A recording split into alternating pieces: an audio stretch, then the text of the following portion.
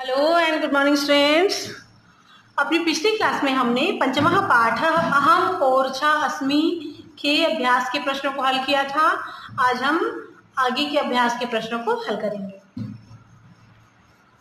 अपनी पिछली क्लास में हमने एक पदेन उत्तरम लिखत और एक वाक्यन उत्तरम लिखत जो प्रश्न है उनके हल कर लिए थे। प्रश्न नंबर 3 है उचितम मेलयत। इसमें ओरछा नगरस्य परिक्षेत्रे चतस्रः नद्यः सन्ति। यह आएगा ओरछा नगर के परिक्षेत्र में 4 नदियां बहती हैं। फिर है विवाहावसरे महिला तम प्रथमम पूजयंती। किसकी पूजा करती थी? हरदौल की, महाराज हरदौल की सबसे पहले पूजा करती थी या करती हैं। प्रस्तरेषु कलायाः चित्रणम अद्भुतम भाति। पत्थरों में जो कला का चित्रण है वह अद्भुत है। फिर है जुझार सिंह से प्रियः अनुजः हरदौलः आसीत्। जुझार सिंह जो राजा थे उनके प्रिय अनुज कौन थे? हरदौल। सर्वाधिकम निर्माण कार्यम महाराज वीर सिंह प्रथमस्य शासने अभवत। सर्वाधिक निर्माण कार्य कहाँ कब हुआ है?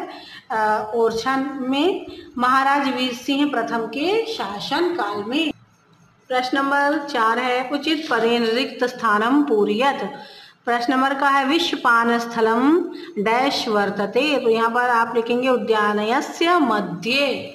फिर दूसरा है दरबार भवनम दुर्गे अस्ति। दरबार भवन जो है वो दुर्ग में है।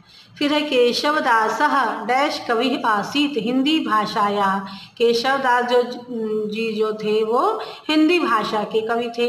ओरछा नगरस्य इतिहासः रोचकः अस्ति। ओरछा नगर का इतिहास कैसा है? रोचक है। जामिनी नद्याः तीरे जम्बो वृक्षाः अधिकाः भवन्ति।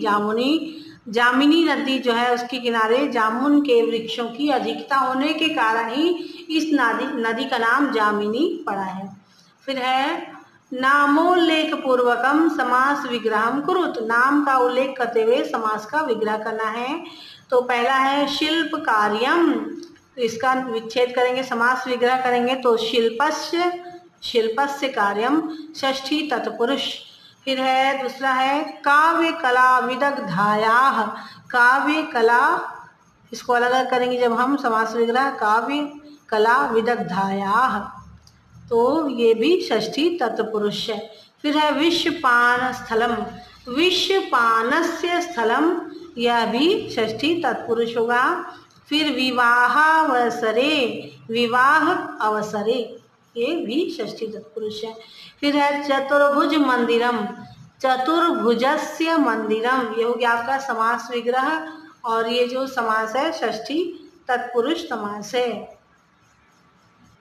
नामोल्लेख पूर्वकम संधि विच्छेदम कुरुत अत्रैव। तो यह होगा अत्र प्लस एव स्वर संधि। महत्वश्च महत्वः धनच ये होगा आपका व्यंजन संधि। फिर है सर्वाधिकम सर्व धन अधिकम स्वर संधि है ये। फिर है अद्या अवधि अद्य धन अवधि स्वर संधि है। फिर है भवनम भवनम अपि का भवनम प्लस अपि तो यह होगा व्यंजन संधि। प्रश्न नंबर 7 है समीचीनम चिनुत आम न। इसमें जो सही सेंटेंस है आपका सही वाक्य है वह पर आपको आम लिखना है अर्थात सत्य, और जो वाक्य जो है वो असत्य है वहाँ पर न लिखना है। तो पहला है ओरछा नगरस्य दुर्गः सुदृढ़ः कलात्मकः च नास्ति। लिखा है कि ओरछा का जो किला है दुर्ग है जो वो कलात्मक नहीं है, तो ये असत्य वाक्य इसलिए यहाँ पे ना आएगा। अभ्यारण्यम वन्य पशुनाम रक्षणाय भवति। अभ्यारण्य में वन्य पशुओं की रक्षा होती है, तो ये जो वाक्य है ये सही है इसलिए यहाँ पर आम आएगा। ओरछा नगरे भित्तिकासु मनोहराणि चित्राणि वर्तन्ते।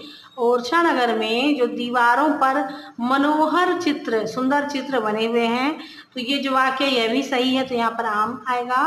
फिर है ओरछा नगरस्य निकटे सप्तधाराः सन्ति। ओरछा के पास ही सप्तधारा है ये जो वाक्य यह भी सही है, तो इसलिए यहाँ पर आएगा आम। फिर है राम राजा मंदिरे परशुरामस्य प्रतिमा अस्ति। तो ये जो वाक्य है ये सही नहीं है, क्योंकि राम राजा मंदिर में राजा राम की प्रतिमा है, ना कि परशुराम की। तो ये जो सेंटेंस है वह है असत्य, इसलिए यहाँ पे ना आएगा।